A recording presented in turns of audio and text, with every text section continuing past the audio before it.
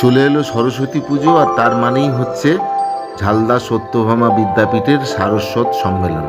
তো সেই অনুষ্ঠান শুরু হবার আগে রিহার্সেলের কিছু মুহূর্ত আজ আমরা দেখে নেব। নমস্কার। আফ্রিকা, রবীন্দ্রনাথ ঠাকুর। উদ্ভ্রান্ত সে আদিম যুগে স্রষ্টা যখন নিজের প্রতি অসন্তোষে নতুন সৃষ্টিকে বারবার করছিলেন বিধ্বস্ত, তার সেই অধৈর্যে ঘন ঘন মাথা নাড়ার দিনে রুদ্র সমুদ্রের বাহু প্রাচীন ধরিত্রীর বুকের থেকে ছিনিয়ে নিয়ে গেল তোমাকে আফ্রিকা। বাঁধলে তোমাকে বংশী নিবিড় পাহাড় কৃপণ আলোর অন্তঃপুরে। সেখানে নির্ভীত অবকাশে তুমি সংগ্রহ করছিলে দুর্গমের রহস্য, চিনছিলে জলস্থল আকাশের দুর্বোধ সংকেত। প্রকৃতির দৃষ্টি অতীত জাদু মন্ত্র জাগাচ্ছিল তোমার চেতনাতীত মাঝে।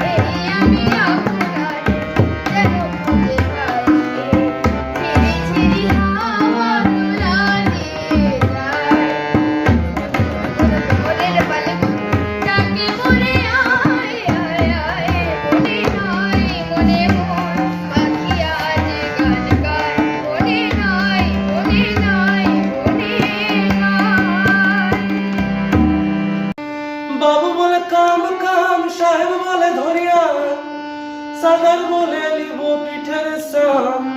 হে যদুরাম ফাঁকি দিয়া চলাইলি আসাম।